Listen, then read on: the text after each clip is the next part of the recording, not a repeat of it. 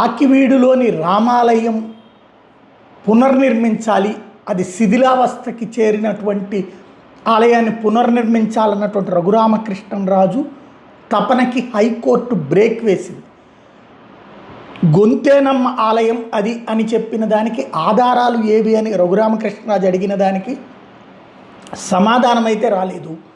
రామాలయం పునర్నిర్మాణం అంటే ఇప్పుడున్నదాన్ని కూల్చి మళ్ళీ పూర్తి స్థాయిలో ఆలయం నిర్మించడానికి పబ్లిక్ అందరూ కూడా విరాళాలు ఇచ్చినటువంటి సందర్భంలో దానికి ఏర్పాట్లు చేస్తున్నటువంటి వేళ హైకోర్టులో దీని మీదన స్టే రావటం అన్నటువంటిది సంచలనం సృష్టిస్తోంది. ఇదే సందర్భంలో రఘురామకృష్ణరాజు తనకి తానుగా కోర్టుకి అటెండ్ అయ్యి వాదనల్లో జోక్యం చేసుకోవడం కూడా కీలకమైనటువంటి అంశం.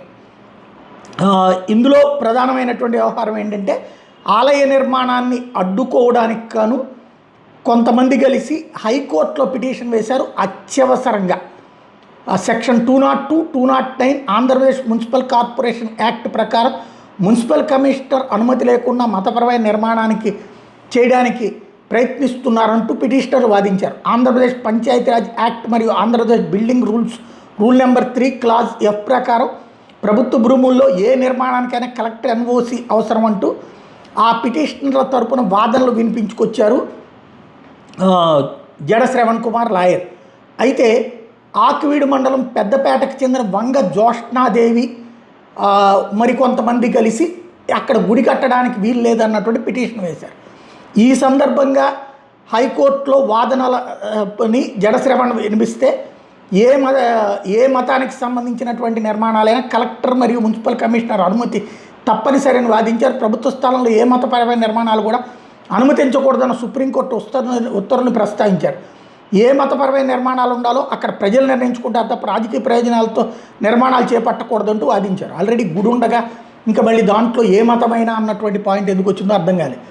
అన్ని ప్రభుత్వ అనుమతులు తీసుకున్న తర్వాతే శిథిలంగా ఉన్న భవనాన్ని కూల్చడం కానీ కొత్త భవనం కానీ కట్టాలంటూ హైకోర్టు ఈ సందర్భంగా ఆదేశించింది. ప్రభుత్వ అనుమతి లేకుండా ఏ విధమైన చర్యలు చేపట్టద్దని హైకోర్టు ఆదేశించింది. రఘురామకృష్ణరాజు స్వయంగా ఈ పిటిషన్ గురించి తెలిసి స్వయంగా కోర్టుకు అటెండ్ అయ్యారు. డిప్యూటీ స్పీకర్గా ఉన్నటువంటి రఘురామకృష్ణరాజు తనకు మాట్లాడే అవకాశం ఇవ్వాలని న్యాయమూర్తిని కోరారు. అన్ని ప్రభుత్వ అనుమతులు తీసుకున్న తర్వాతే గుడి కడతామని కోర్టుకి హామీ ఇచ్చారు. అదే సందర్భంలో పిటిషన్ వేసినటువంటి వాళ్ళల్లో ఒకళ్ళు ఇప్పటికే క్రైస్తవ మతం తీసుకున్నారు. క్రైస్తవ మతం తీసుకున్న వాళ్ళు ఇక్కడ గుడి నిర్మించడానికి వీలు లేకుండా అడ్డుపడుతున్నారు అంటే ఆ ఆధారాలు అడిగింది కోర్టు. అది హైకోర్టులో తేల్చలేమని చెప్పింది. ప్రభుత్వ అనుమతి లేకుండా ఏ విధమైన నిర్మాణాలు చేపట్టద్దన్నటువంటి హైకోర్టు ప్రభుత్వాన్ని కౌంటర్ దాఖలు చేయమని ఆదేశించింది.